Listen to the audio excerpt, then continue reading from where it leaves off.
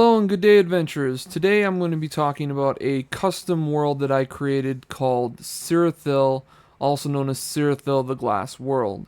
Sirithel is a custom world that I created a long time ago when I sat down to myself and I didn't want to use Pathfinder's default world. I wanted to use one of my own. I wanted to put a lot of thought into it. I wanted to put a lot of work into it.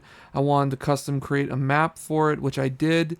And I also I just wanted to really put myself to the test to see if I could create a 100% unique world. And over the years, I've been working on it off and on. I've been adding to it and I've been putting a lot of effort in, and I want to share with you guys what I've got so far with it. And today we're going to be talking about just a simple, basic, going to be probably a little long today, but it's going to be a basic information on the different kingdoms, and about how the world came to be where it's at today. So, without further ado, I think that we should get right into the document and get right into the image as well. So, let's get to it.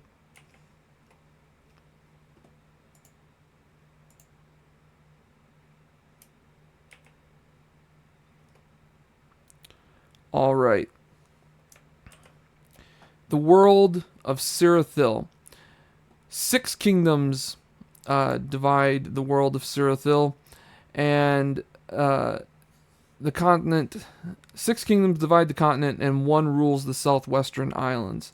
Just to give you a idea of what it looks like, here's the map of Sirithel. As you can see, we have some locations written down to be of interest. We have the Sea of Ghosts, which is the biggest sea that's encompassing the entire place. We have the Hell-Scorched Shores. We have the Kindled Crab Reef and the Emerald Coast. But more importantly, we have the kingdoms. In the north, as you can see, we have the Sorceress Empire of Doreen. Just below that, in the center of the map, we have the Magocracy of Hone. To the west of that, we have the Ariad Republic. To the south of that, we have the Principality of Nozirian. To the west of that, we have the Eliac Isles. To the east of that, we have the Gothrion's Dominion. And to the northeast of that, we have the Kingdom of Olith Lund. Each one of these kingdoms are very important. They are very different. And I expect you guys to hopefully follow along and be as interested in this information as I am. So, these 7 kingdoms were created years ago when the world was united under the strength of 13 great heroes, but with fame and power came chaos and corruption, and the heroes soon found themselves at war with each other. They claimed lands for themselves, and with their followers they took up arms against each other, and soon the land was divided up into 7 parts. The 7 remaining heroes who ruled these lands were forced into a standstill, and with time the wars slowly came to an end, and the 7 kingdoms came to be: Gothrion, Nozirian, Ariad, Olith Lund, Hone, Doreen, and the Eliac Isles are the name of these 7 kingdoms. Doreen is the northern kingdom and spans from the western coast all the way across the frozen waste to the eastern coast. Its people are hardy and rarely ever see the sun through their cold, clouded skies. Doreen consists of many small villages built within and around old forts from the wars, but boasts several strong and sturdy built cities such as their grand capital. The hero who built Doreen was pushed all the way to these northern lands during the war, but was quick to use the harsh weather and terrain to his advantage, and was able to defend it for years, but was unable to gain more land before the peace treaties were signed, and so his people had to learn to live under these conditions.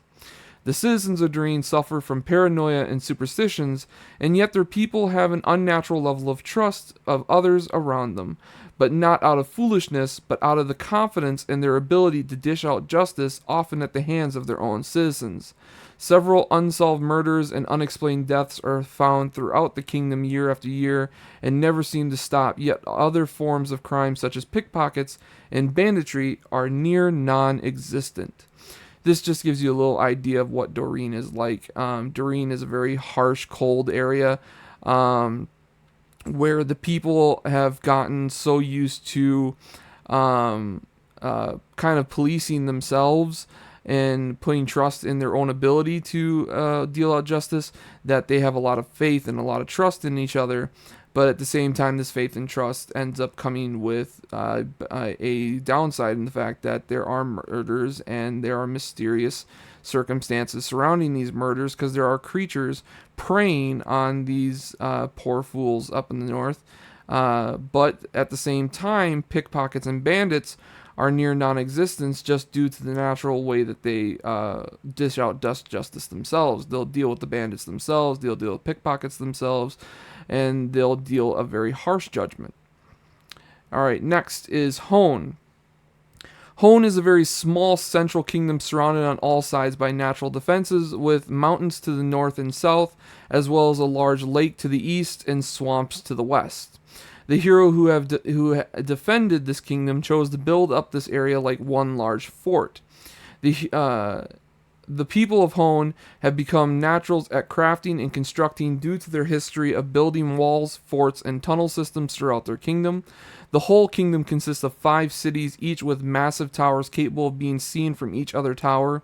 The towers are capable of projecting light as a way of warning the other cities of enemy attacks. The hero chose to focus on building this small area up instead of expanding his lands, but over the years, many of the old tunnel systems and forts have been lost, and Hone suffers from an increase of criminal activity due to this problem. Hone still profits from being the central trade kingdom, and has been the only path to truly travel from one kingdom to another for decades. They have trade agreements that give their land immunity from the laws of neighboring kingdoms, which is another reason why they suffer from criminal activity, and in fact it is rumored that the leader of Hone uses the criminal underworld as a tool against the other kingdoms, and even might be its leader. Hone is my idea of a industrial London-like area. They are they're industrialists. They are extremely brilliant inventors, creating steampunk-like devices. They have aerial vehicles. They have essentially airships. They have cars that are able to drive down their paths. Not a lot of them, but they do have some. And they have firearms and unique devices. They have electricity in some locations. They are supposed to be a very unique industrialist, like London style, heavily clustered work ethic people. Next is Olaf Lund. Olaf Lund is a kingdom that has taken all but the northern waste part of the western coast and most of the southern deserts under its rule. The hero who ruled these lands had the largest number of faithful followers, and so these lands are littered with towns, villages, and cities, as well as several military outposts and a very active border patrol. Olaf Lund is a very large kingdom and have mastered many areas and skill sets of the civilized world, from massive farms to several port cities, hauling in boatloads of fish every day. Their citizens' numbers have grown every year, and their army is unmatched in size. Many other kingdoms fear Olaf Lund taking back up the sword and spear and trying to finish what their hero started years ago, and so Olaf Lund finds itself under constant surveillance and the victim of sabotage by other kingdoms on a yearly basis, and also finds its lands plagued by bandits and an unnatural number of wandering monsters. If there were to be a area of my map that is the most classic adventure-like area, Olaf Lund would be that place. There's a lot of monsters. There's a lot of bandits. There's a lot of towns to go between and trade between, and there is a classic monarchy system in place over Olaf Lund. So, if you want to ease people into this world, Olaf Lund is where I would start your characters off and have them start exploring slowly into other kingdoms, or meeting people from the other kingdoms and getting used to these more unique worlds, these more unique factions and kingdoms. Next is Gothrion. Gothrion is a kingdom with lands that shape an upside-down T. Their lands stretch down from the center to the south and splits to both the east and ends at the southwestern coast. Gothrion are masters at training animals and other creatures and are used the southern forest and center mountains to find and capture a multitude of creatures to fight for them in the Great War. They prefer to keep to themselves and avoid unnecessary trades with other kingdoms and have tried to keep low since the Great War. With the monster-infested forests and the lack of public actions, they have succeeded in going through the years like a ghost. Essentially, Gothrion's kingdom is like Druids' the Kingdom. It is about a bunch of people that, a bunch of creature races that worship the animals and worship nature, and they want to protect it, and they don't trade or deal with outsiders very well, and they have a very strong belief on how Sirithel should be ran, and so they are a very sturdy and frightening people. Ariad and Nozirian. We're going to do both kingdoms at once. Ariad and Nozirian are kingdoms that have taken the western coast and some of the center lands for themselves. The hero who ruled Ariad chose to fight alongside the hero of Nozirian before he was betrayed and their land was cut in half to make Ariad in the north center and Nozirian in the south center. Ariad and Nozirian still harbor anger for each other even after all these years since the betrayal and have both disagreed to signing peace treaties with each other, so battles between these kingdoms still rage on to this day. The border between Ariad and Nozirian is littered with bodies, burnt towns, and makeshift forts and encampments. The hero of Nozirian had planned to kill the hero of Ariad while his main forces were in the north, but the hero of Nozirian failed in his attempt, and the hero of Ariad found out his plot and the land was split. Thanks to the peace treaties, they were able to focus their time and resources on each other more than the others. Both lands are plagued with disease, mercenaries, and undead, but with only momentary white flags and pointless negotiating, these kingdoms only ever agree to momentary truces which never seem to be upheld to the agreed length before the war begins again. Ariad and Nozirian is also specifically Ariad is a good place to also start a campaign. It's very classic. There's a lot of war to get involved with, so there is a lot of war-like missions such as sabotage, infiltrating, spying, stuff like that. Is very heavy in Ariad. If you want to do slavery missions, whether it be capturing or freeing, Nozirian would be the place to go because Nozirian enslaves a lot of species. They are also one of the few kingdoms, if not the only kingdom out of all of them, that is a large percentage of one race, and so they're also extremely racist people. And for the record, the number one race that makes up Nozirian are halflings. That's right. I decided to take the harmless, fun-loving halflings and turn them into slave trading supremacists. I essentially made them powerful and dangerous. I had a player that loved halflings, hated that halflings were always seen as these weak, fragile people. He always played really powerful, strong, unique halflings. And so just for him, I created a world where a particular kingdom was ruled by strong, powerful, terrifying halflings. Alright, the Eliac Isles is a kingdom that was first formed in secret by one of the 13 heroes, and with his determination and patience, he managed to build up the islands as well as a grand armada to patrol the western coast to stop any of the other heroes' assault on his kingdom. But what he wasn't expecting was an assault from the eastern coast. A mistake the hero of the Eliac Isles never forgot, and to this day, no one, not even Olaf Lund, can make it past the hero of Eliac's Isles' pride and joy, the 24 Pillars of Eliac.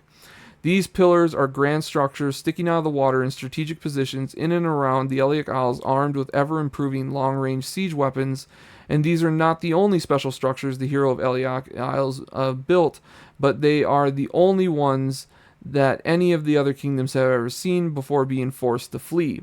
It is believed the hero of Eliac Isles made a deal with a demon or sold his soul to a devil to get the 24 pillars constructed, for no one on the island knows how they were constructed, and as well as several other defensive structures around the island, and ever since their construction, the islands have become plagued with minor demons and otherworldly monsters, as well as an increase in dragon activity.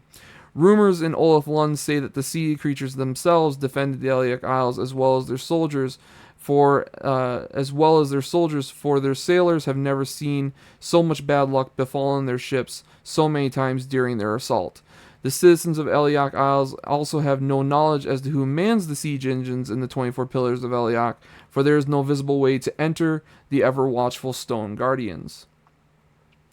Just to give a little rundown of the population of Sirithel, the largest population of Sirithel belongs to the other category, so there is so many miscellaneous because I include, when I play my game, I include the advanced race guide in a lot of my games, so I include all the other races in my games, and since there's so many different other types and there's so many small percentages of these different other types living in the world, that together they form the largest category of other species or other races on the continent. So other is the largest at 28.57%. Halfling is the next largest at 27.29%. Humans at 16.29%, elves at 9.71%, dwarves at 7.86%, half elves at 4.86%, gnomes at 3.57%, and half orcs at 1.86%. Just to give you an idea of what the major races are in the entire kingdom. I will give you more in-depth information for each individual kingdom as we go through those in the next months or so when I do information based on each individual kingdom in Sirithel.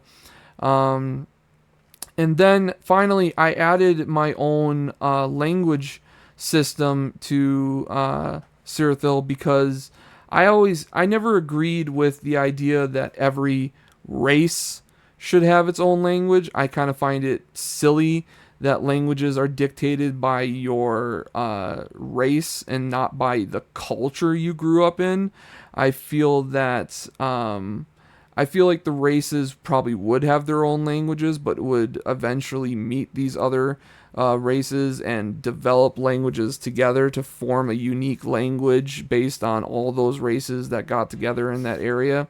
My world isn't designed in a sense that the races were soloed out to each other, like all of the elves were in this one spot for so long that they were only together and they have their own culture. In my world, all the species of creatures were created uniquely and differently than normal. I actually have it so that these categories of races fall under different categories. And so, example, elves is actually a subspecies in my world when they are considered fae folk. And so fae folk is the more dominant species, while elves and drow are considered subspecies of fae folk. And then the humans and so on and so forth, the gnomes, the halflings, and the dwarves are called earthlings. And so we'll get to that document at a later date talking about that information, but let's continue on with languages. So I believe that languages were based on the cultures that lived around them. So for the most part, languages were based on the individual heroes that came from their section of people, and the people that they grew up with and lived around for all their lives. This is the language that they know, and the language ended up being changed. The name of it had been changed over the years to fit the heroes that they came from. And so Olish is the language of the eastern country of Olaflund. Gnostic is the language of the western country of Nozirian. Hone is the language of the south country of Hone, and that's Hoenn. Hoenn, it's a little different. Goth is the language of the country of Gothrion. Arian is the language of the country of Ariad. Doriz is the language of the country of Doreen. Elian is the language of the western country, island country, Eliak. But also there's Liak, an older language of the Eliak Isles, long forgotten by commoners. Liak is a much older language, and so there is a lot of ruins and a lot of ancient stuff in the Eliak Isles that is done in Liak instead of Elion. And it's subtle. I want to say that if you're playing in the game, if somebody knows Elion, that they should have a chance to try and decipher Liak if they can. Give them a chance to do it without the linguistic skill. Just make it intelligence rolls. Yeah, it's a completely different language. Then there is Bilfin, language of the Thieves Guild in Hone. You must learn this from a Thieves Guild member. Then there's Ancient Tongue, the language of the Elder Dragons and other ancient beasts, can be learned from an ancient beast or Elder Dragon. I always hated how Draconic in Pathfinder could be learned by anybody instead of just, and no one really restricted it. Everyone can learn Draconic if they want it, even though it's the language of dragons. I feel like you would have to know a dragon to learn the language, or be a scholar at a huge school to learn the language of the dragons. So I restricted it that you have to be taught how to speak it from an ancient beast to learn the ancient tongue. Then there's Treant, language of the Treants of Gothrion. Glacia, language of the frost giants of Doreen.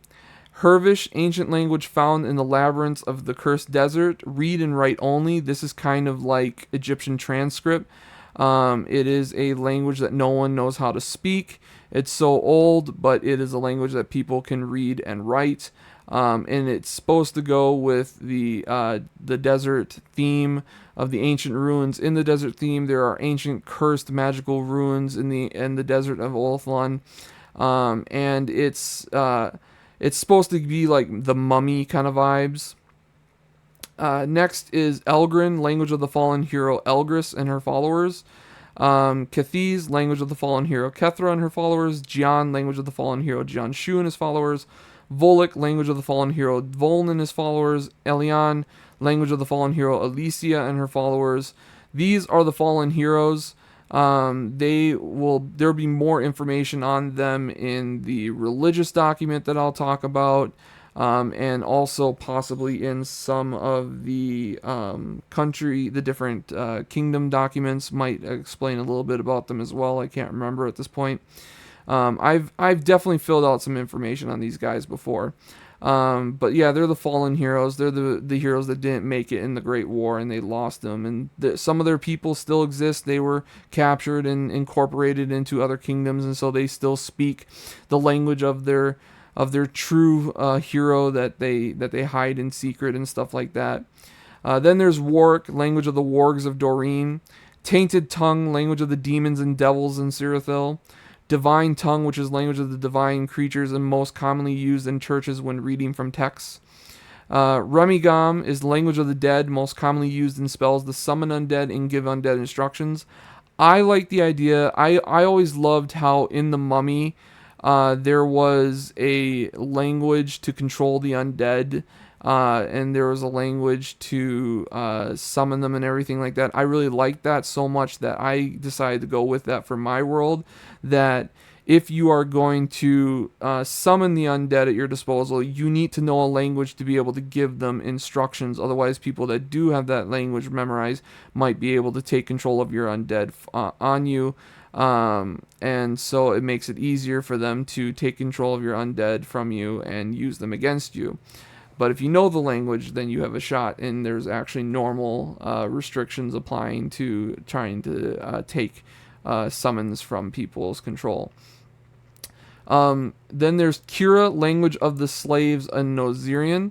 The slaves essentially came up with their own language system to hide from the Nozirian supremacists. Then there's Magica Magnifico, which is language of magic used in spell academies and used when casting spells. I also like the idea that when you cast spells, when you are using magic, that you are using a special language designed for it. And so I decided to create my own language. And if you are a natural caster, so like if you're a sorcerer or something like that, you get to learn this language for free. But if you are a learned caster, such as a wizard, you have to spend a point in your skills to learn the language Magica Magnifico, but it also shows that you're making an effort to learn magic, and it's a little extra. It's a very small extra step to your magic class. So yeah, natural casters learn it through instinct, while unnatural casters must learn and master it. Slaughter sign is the sign language of the assassins. Must be an assassin to know slaughter sign. Essentially, what this means is that most assassins that learn slaughter sign from another assassin um, did so by becoming an assassin and undergoing some rigorous initiative like training to undergo it, and that it shouldn't be taken lightly. It shouldn't be able to be tortured out of an assassin lightly. An assassin should be brought to the closest of near death or the most pinnacle of pain possible to get them to reveal how to slaughter sign. And even then, it shouldn't be 100% trusted what they told you the signs meant in slaughter sign. So just a little thing to take in. And then finally, Phelan is language of the Fae, specifically the not just the Fae folk, but specifically the Fae creatures. And that is a little look. That's a little in-depth look into Sirithel. Once again, we'll take another look at the map. As you can see, I made sure to add. I added the islands off to the side. All the structures are on the map as well. You can see the major cities, the major capitals where they are. You can see the big towers in the Majocracy of Hone. And you can get an idea of the climate, how it changes from south to north in the northern wastes, and the differences between Gothrion's forests and the rest of the forests of the land. And so, yeah, this was Sirithel. I hope you guys enjoyed it. I hope you guys are looking forward to learning more about Sirithel, because I'm going to be planning to talk about. There's still a lot of stuff to talk about Sirithel, such as its economy system, mana stones, and the mana veins that are lined throughout Sirithel. And I hope that you guys enjoyed my video. If you have any cool ideas to add to this that you want to mention, go ahead and mention them in the comments. Maybe something shouldn't be what you think it should be. Go ahead and let me know in the comments. And I hope that you guys will maybe use Sirithel in your next role play. And as we get more and more information out, you'll be revealing more and more information to your group. Otherwise, I hope you guys enjoyed, and I hope that you have a safe adventure.